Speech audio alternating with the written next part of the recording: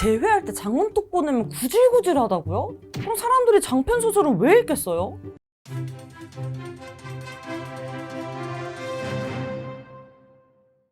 안녕하세요, 연애자격 가람쌤이에요.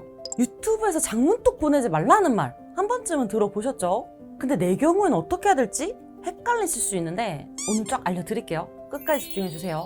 왜 장문톡을 쓰지 말라고 하냐면 우린 말이 길어질수록 상대 입장이 아닌 자꾸 내 입장에서 쓸데없는 말들로 도배를 하기 때문이에요.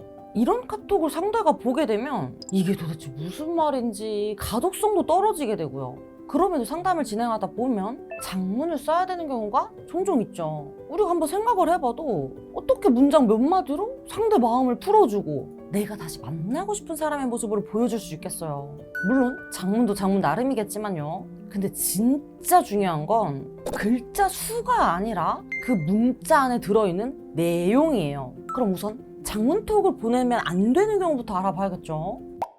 장문톡을 보내면 안 되는 경우 첫 번째, 상대의 스트레스가 너무 높을 때. 입장 바꿔서 여러분이 지금 중요한 시험이 코앞이거나 사업이 망하기 일보 직전이야. 또는 부모님이 위독하셔.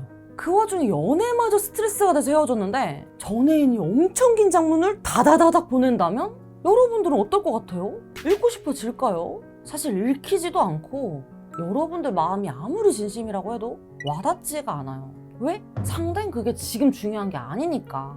오히려 상대 입장을 고려하지 않고 내 입장, 내 감정만 앞세우는 이기적인 사람으로 보여지죠. 만약 상대가 지금 이런 경우라면 이때는 상대의 현재 상황과 입장을 고려해서 짧게 공감과 위로, 응원을 해주는 메시지가 훨씬 더 효과적이에요. 장문톡을 보내면 안 되는 경우 두 번째, 내가 너무 많이 매달렸을 때. 상대는 이제 내가 아무리 그럴싸한 장문톡을 보내도 또 매달리는 사람으로밖에 인식되지 않아요. 그렇기 때문에 이때는 장문톡보단 짧지만 강력한 한 방이 필요한 거고, 그러기 위해선 내가 전과 같은 모습이 아니라 이제는 문제점이 제거된 그리고 업그레이드되는 모습으로 짧게 보내는 게 더 효과적이에요. 장문톡을 보내면 안 되는 경우 세 번째, 내 감정이 격할 때. 내가 상대랑 재회하고 싶은 마음이 너무 간절하고 미안하고 후회되고 이렇게 내 감정이 격할 때는 아무래도 내 메시지에 내 감정, 내 입장, 내가 원하는 것들로 내용이 채워지게 돼요. 근데 이걸 읽는 상대는 어떤 마음이 들까요? 아, 역시 똑같구나. 여전히 자기밖에 모르네. 이기적이다는 마음까지 들게 돼요. 왜? 그 글에는 상대의 입장과 감정, 상대가 원하는 것 등 상대에 대한 내용이 빠졌으니까 헤어진 후에도 여전히 나밖에 없는 거죠. 이런 사람을 만나고 싶은 사람? 없어요. 그래서 꼭 상대 입장 생각하고 말하는 너가 필수인데요. 이번 기회에 배워보고 싶다 하시는 분들은 재생 목록에 너 특강 10강까지 올려드렸으니까 꼭 제대로 숙지해주세요. 그럼 이제 장문톡을 보내는 법에 대해서도 알려드릴게요. 효과적인 장문톡 첫 번째, 이미지 메이킹. 헤어질 때 여러분들의 모습은 어땠죠? 이전엔 내가 감정적이고 내 말하기 바쁜 톡을 보냈다면 이젠 장문이더라도 이성적인 모습으로 상대의 입장을 이해하고 공감하면서 이전 문제점에 대한 해결책을 제안하는 연락을 보내야 돼요. 이러한 모습의 상대는 이 사람이 이렇게도 말할 줄 아네? 좀 달라졌네? 하면서 여러분에 대한 호기심과 가능성을 보게 돼요. 이게 진짜 핵심이고요. 상대로 하여금 이런 감정이 생겨나야 여러분이랑 대화하고 싶고 얼굴 한 번은 보고 싶어지죠. 이렇게 해야 상대 마음을 흔들 수가 있어요. 효과적인 장문톡 두 번째, 기승전결. 이건 정말 중요한 부분인데요. 여러분은 이번 연락이 마지막일 거란 생각 때문에 내가 하고 싶은 말을 한 번에 다 쏟아내죠. 근데 솔직히 상대 입장에선 이게 무슨 말인지 알아들을 수가 없어요. 첫 문장에서는 나를 이해하고 공감한다고 하더니 마지막 문장에서 갑자기 한 번 더 기회를 달라고 그러고, 응? 이건 무슨이지? 나한테 사과를 하려는 건지 자기가 깨달은 걸 얘기하는 건지 이별을 받아들이겠다는 건지 기회를 달라는 건지 온통 뒤죽박죽이죠. 지금은 여러분이 이별 후에 감정이 격하거나 지친 상태라서 내 글이 상대한테 어떻게 받아들여질지 모를 수 있어요.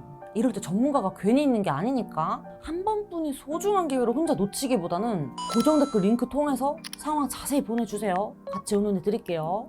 이별 후에는 상대가 내 말을 다 들어줄 여유도 이유도 없어요. 그래서 기승전결이 꼭 필요한 거고요. 그리고 중요한 꿀팁을 드리자면 내가 보내는 카톡에서의 목적을 분명히 해야 돼요. 그리고 이 목적은 한두 가지 내에서 잡아야 하고요.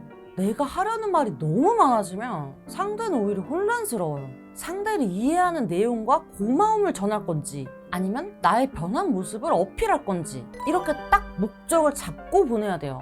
아시겠죠? 그리고 여러분, 이번이 마지막 연락이 아니에요. 이제 내가 대화가 통하는 사람으로 보여졌다면 2차, 3차 톡까지 보내고 나서 제외가 되신 분들도 굉장히 많이 있어요. 하지만 주의할 건 내가 만약 자신이 없다면 장문톡은 안 쓰는 게 나아요. 왜냐면 상황을 더 악화시킬 수도 있으니까. 하지만 뭐 장문톡을 보낸다고 해서 내 가치가 낮아지고 단문톡을 보낸다고 해서 내 가치가 올라가는 건 아니죠. 장문이든 단문이든 나의 부적절한 의사 표현이 그동안 문제였던 거고 상대에게 감정을 구걸하는 행위가 문제였던 거죠. 그러니까 장문이든 단문이든 어떻게 작성을 할지가 중요하고 상대에게 무엇을 전달할 건지가 관건이에요. 이 부분 명심해 주세요. 특히 재회 연락을 보낼 때 길이보다 더 중요한 게 상대가 읽게 만들고 마음이 동하게 만드는 거잖아요. 관련해서는 이 영상 추천드리니까 꼭 한번 보세요. 오늘 이렇게 장문톡으로 제외하는 법에 대해 쫙 알려드렸는데요. 오늘 영상 도움 되셨다면 구독, 좋아요, 댓글, 알람 설정까지 부탁드리고요. 여러분들의 행복한 연애와 결혼 생활을 진심으로 응원합니다. 다음에 또 뵐게요. 안녕.